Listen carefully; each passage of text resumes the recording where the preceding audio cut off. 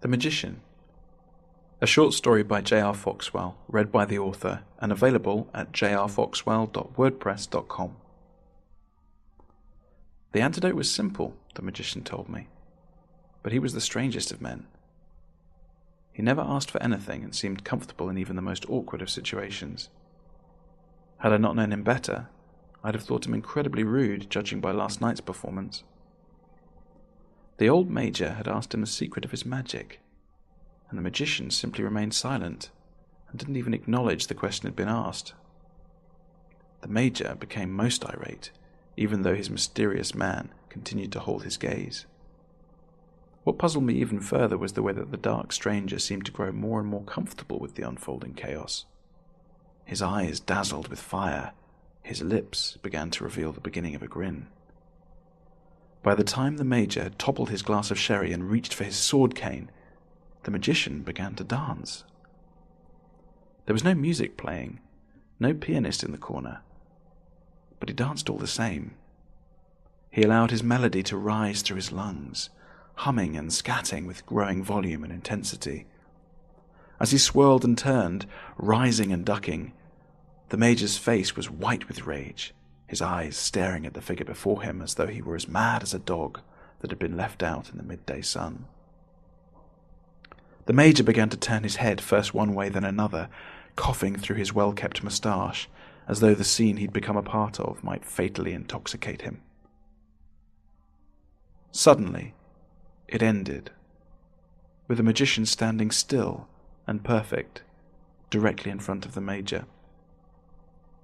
His right hand was held aloft, at shoulder height, and between his finger and thumb he was holding the stem of a large glass of sherry.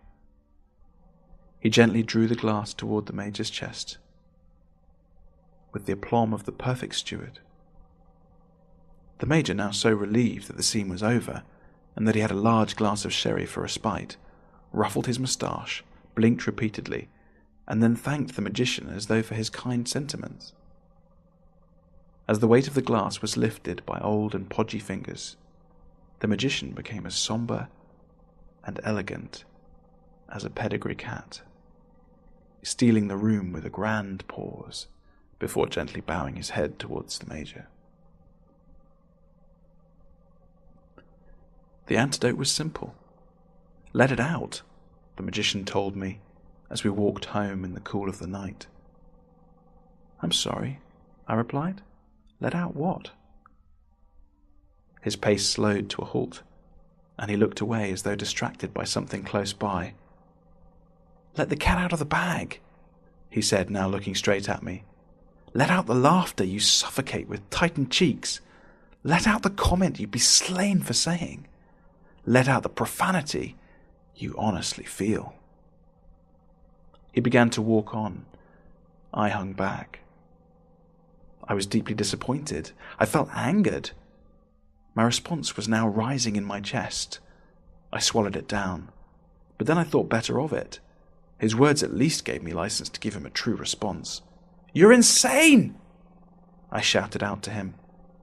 With this he spun around, a large grin on his face. I was right. Why would a man grin at being shouted at in the street? "Of course I am," he replied as he came closer. "But I let it out for all to see." By the time he ended his sentence, he was in front of me, and then he began to whisper. "Tell me," he said, "tonight, which insanity did you prefer? Mine or the major's?" The answer came quickly, like a bolt of lightning to me. But I didn't want him to know, so I paused for a moment.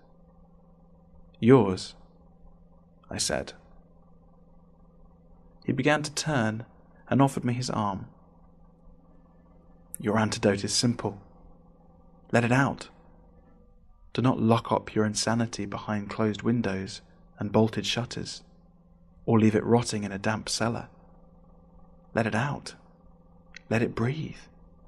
Let it run free. Or you may find that one day it will break out of the prison you made for it, and imprison you." I immediately thought of the major. Of course there was a price to letting yourself out. But what had been eating away at me was not a guilty conscience or a grieving melancholy. It was in this moment, on the damp street, that I realized the cost of not being myself. It was this entrapment within that had been robbing me.